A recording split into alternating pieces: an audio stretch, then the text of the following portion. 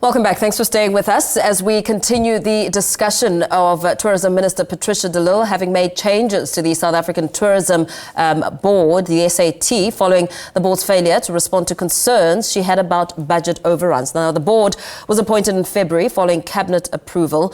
The minister has subsequently removed the board chair and deputy and now appointed a new chair, Dr. Gregory Davids. We continue with this discussion. We're joined now by Hlumelo Xaba, who's the public governance researcher at Africa Policy Conversations. A very good evening to you, Hlumelo. Thank you so much for your time. I mean, in the significant shake-up, we heard Minister Patricia De Lille speaking to the changes that she's made with the SAT board following concerns about the board holding an excessive number of meetings with concerns that they may overrun.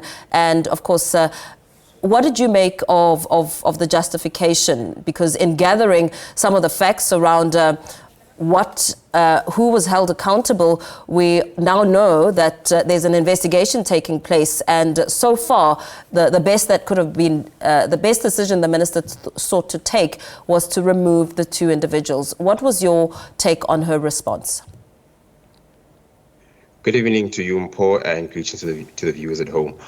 So basically, as I was listening to the minister, I made actually two observations. Firstly, she is holding the executives accountable as to why they did not account for the excessive meetings that they had, because I read the statement actually, and it stipulated that there's over 900,000 rand, like the minister has mentioned, alluded in the interview earlier on, and there were also about 54 meetings that have been held. And according to the minister, there's supposed to be about less than 10 meetings. I think she alluded to 4 per year unless of an emergency. So it's a very concerning issue as to how such an amount of funds can be spent over such a short period of time during a financial year, because the funds that are allocated for the 2024 and 2025 financial year, you understand? So I think basically it's a good step by the minister in ensuring that there's accountability within her ministry, because we've seen a lot of these things happening within the Department of Tourism. I think if you can recall, when Minister Lindiwe Sisulu was still at the helm of the portfolio, there was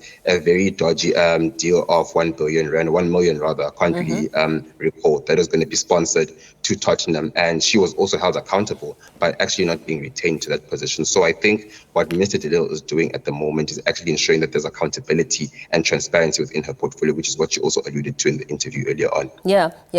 How important would you say the SAT board is, more so as we ask questions on why she decided to retain both the SAT board, the chairperson, as well as the deputy board members, and now relieve them of those duties but put them as ordinary board members even after they indicated their excessive use of funds?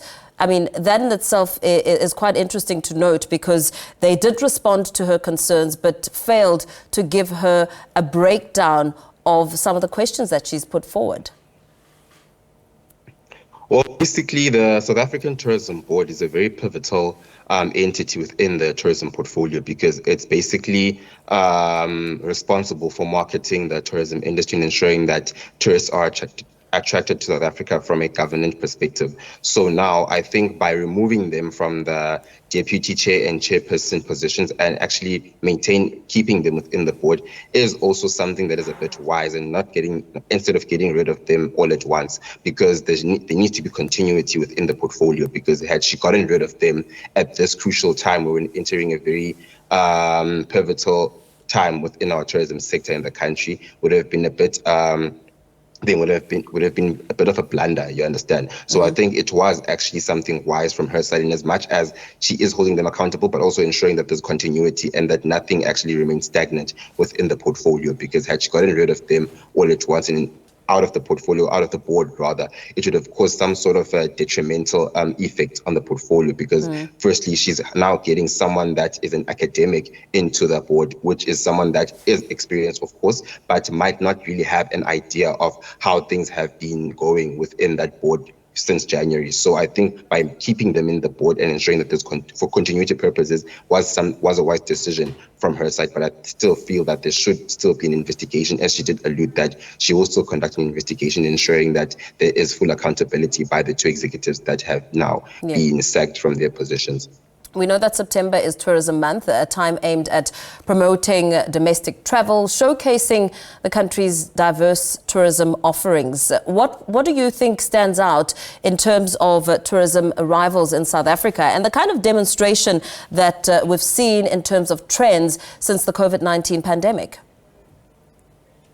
Well, I think we all know that tourism plays a very crucial role in terms of enhancing South Africa's economy, because we do have actually one of the most attractive or lucrative rather tourist attractions in Africa. So we do know that we get global tourists every year during the season, and I think to actually ensure that there is a stable board and that governance is actually maintained within this sector is a very important thing, because without that, you cannot really come up with strategies as to how you're going to attract tourists. So I think in terms of South Africa being a very attractive tourist destination, it's something that's very enhancing to the economy of South Africa, because you know that during COVID, there was tourism in South Africa took wasn't a very down low in terms of attracting tourists, because borders were closed and people could not really access the country. So I think now that we're still in a recovering stage in terms of our tourism in the country, but I still do feel like we're doing well as compared to like the time when we came out of COVID.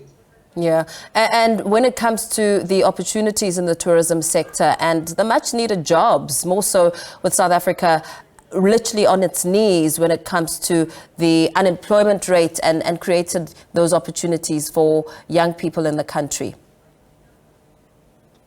Well, I think that's another issue, because we do know that a majority of the people that are unemployed within the country's demographic are the youth, and I think tourist opportunities like this, or rather the tourism sector, is actually a very good platform for young people to actually come up with ideas as to how they can actually feed themselves and be able to contribute towards the country's economy. Because, for instance, I know in the Eastern Cape there was the Makhanda National Arts Festival, which is an annual festival that has been happening for many decades now. And if you went there during the June holidays, you would have realized that majority of the people that actually set up stores and were actually selling their crafts with young people, which goes to prove that majority of the people that are participants in the economy are young middle class people in the country. So I feel like the government should still, in enhancing the tourism sector, they should ensure that young people are accommodated and are catered for insofar as getting jobs, and also creating platforms for them to sell their crafts, because I did mention that tourism plays a very crucial role in stimulating the country's economy, particularly between now and January. Very well. Thank you so much for speaking to us this evening. Hlumelo Xaba, who's the Public Governance Researcher at Africa Policy Conversations.